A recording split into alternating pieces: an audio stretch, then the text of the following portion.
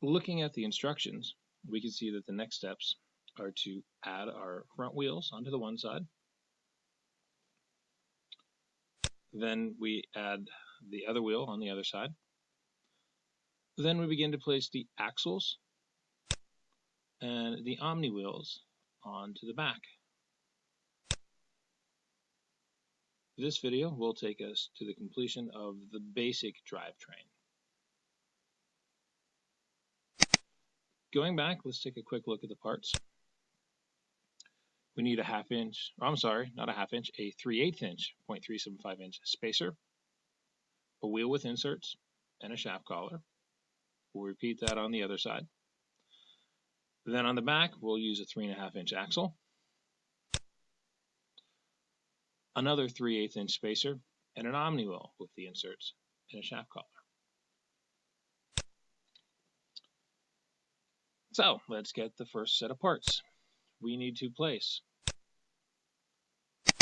from the motion folder a 3/8 inch spacer.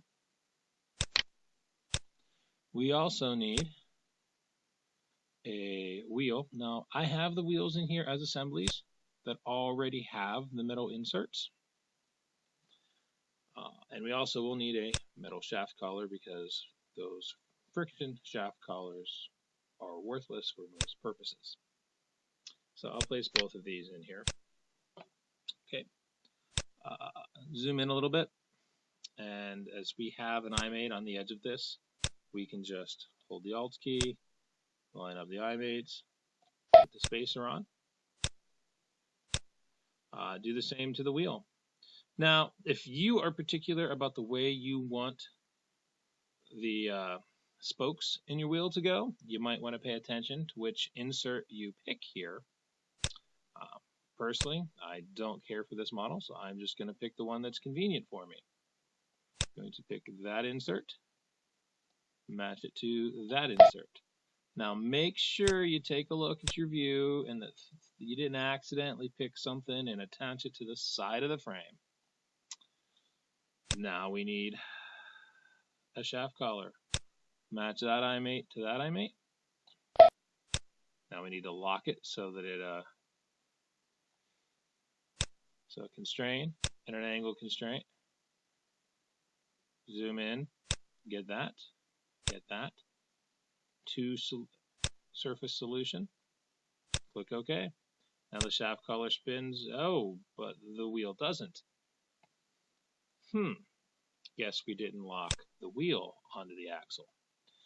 Well, we already have the shaft collar blocking it.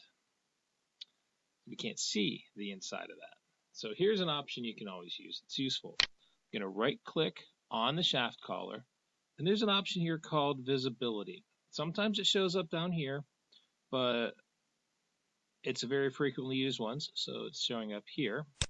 And I'm going to turn off visibility. Now it'll say, do you want to remove associativity? That's fine. Whoops. I had the wheel selected. Control Z is the fastest way to get out of that. Let's make sure I do that to the shaft collar. Now the shaft collar, it is still there. It's over here in the model browser.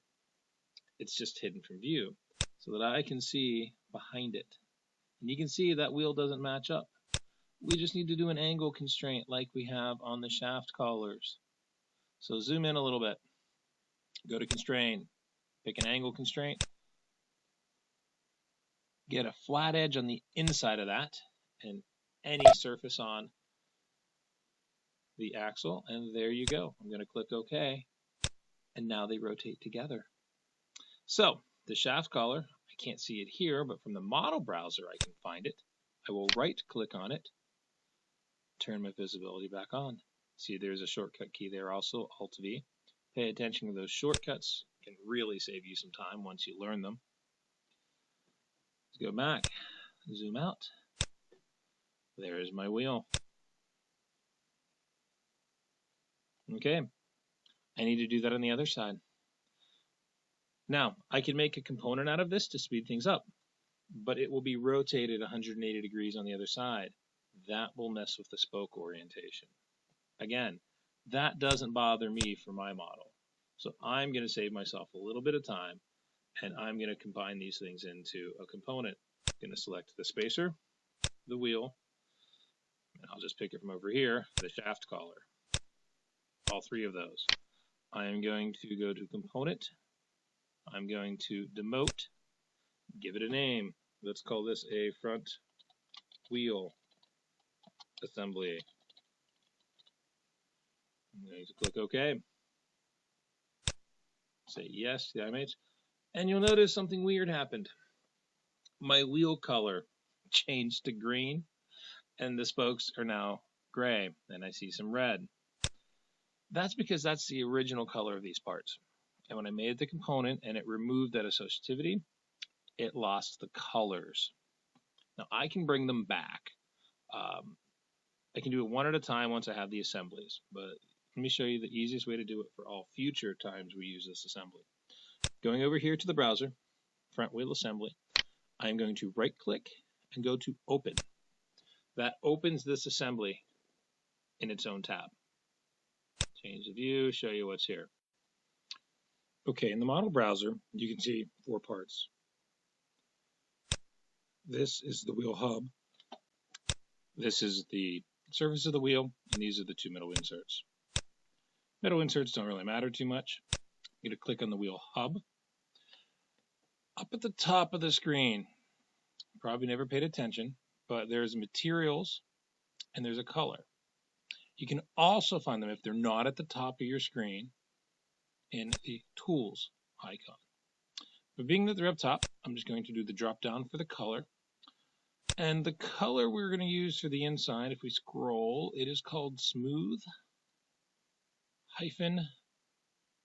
Black. Doesn't look like it until I deselect it. Okay, so now I'm going to select the wheel. I'm going to go up to the Colors tab.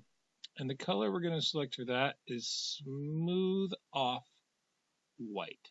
It's the closest we have to match the gray wheels in the kit. Now you can see that looks like the part we're used to. Going to click Save. And then close out the tab. And when we come back, it's how we expected it. To place the wheel assembly on the other side, I'm going to select it from the model browser, drag a copy of it out, and just change my model orientation so I can begin to put it in place. Get it relatively, whoops. Did you see what happened here? I accidentally double clicked on this component. What it did, it grayed out everything else in the model, and it opened up this assembly for me to edit it within my current assembly. That happens on occasion. Just go up here on the right and click Return. I did not intend to do that. I'm going to drag that in kind of nearby, zoom in, and I will select this iMate to try to latch it onto here. To make sure I got the right iMate. Does everything look good? I believe we're okay. So I need to lock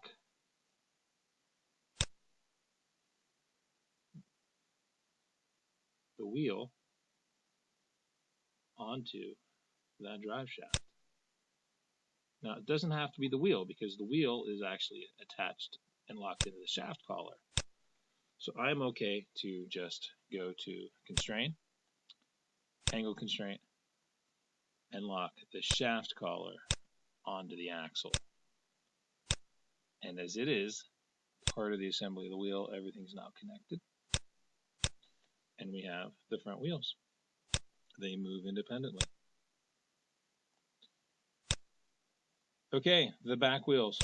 We'll go back to this. Do you recall? We needed to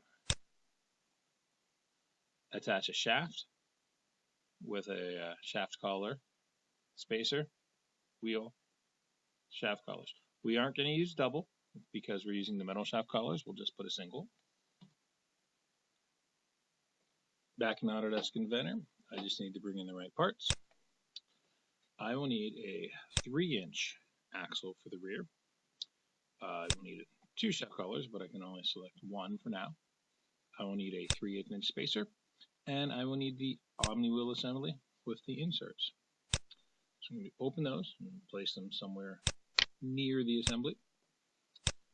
Change my viewpoint a little bit, move some parts out of the way. First thing is going to be to place the axle. I'm going to insert the axle from this backside into this hole. The reason being is I want to control how far it inserts from here. On the final model, I can't let that stick out very far on the one side or it will get in the way of the battery. So there we go. I can bring it out just a little bit with an offset, maybe negative 0.25. That might be a bit much. Let's cut that down to 1/8 of an inch instead of a quarter, negative 0.125. Click OK. That looks good. Now I need to put a shaft collar on the inside here to keep the axle from falling out towards the wheel. So select that I-mate, and even if I can't see the I-mate, it lets me pick the circular edge that I want to I-mate it to. Again, when you have I-mate problems, change your view. Let's try that again. Yes, you see there is no I-mate on this bearing flap. Whenever I made an assembly, well, not an assembly, but a pattern earlier, it doesn't show me all the I-mates. But I can still make this insert I-mate with the round edge, just like it was an I-mate. Now I need to lock this in with an angle constraint to solution angle. If you happen to select the wrong thing, go back to your selections 1 and 2 and just click it to clear it and redo it.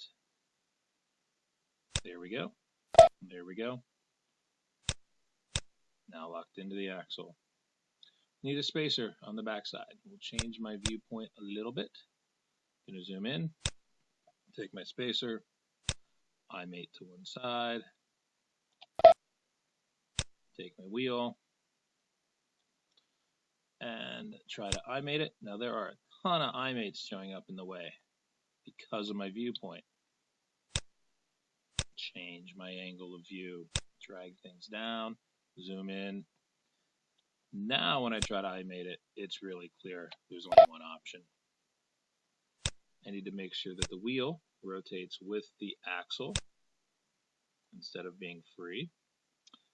It's an angle constraint.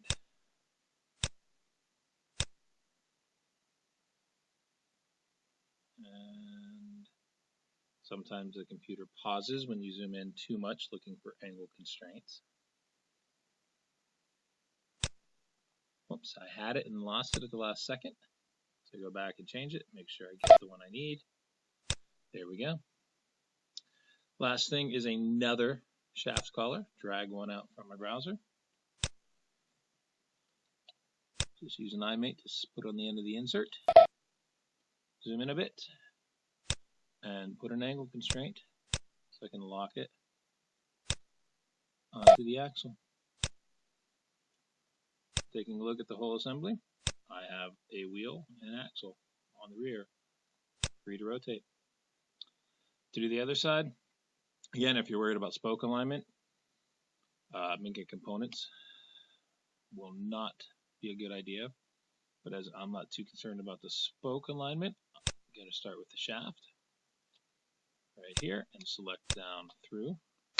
Right click, component, demote. Give it a name for Omni wheel. Let's just call it the Omni wheel assembly.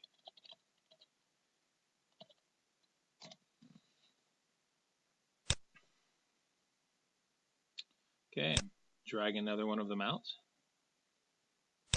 Change my view. I only have a couple I-mates here, but that's really all I need. I have one on the spacer, one on the shaft collar. You can pick either one. I'm going to pick the one with the spacer, just because of the way my view is. Change view a little bit. Now, that spacer needs to go inside, or sorry, on the outside, right here. So, click on that iMate, and try to, it might change it on my view. It's going to be difficult. I'm going to try one, and not being able to see it, I might not have the right one. You can tell here by this spacing, I don't. So, I'm going to go here, I'm going to delete that insert, and actually I think it might be easier if I made this to here. Because then the wheel doesn't get in the way, it doesn't block my view.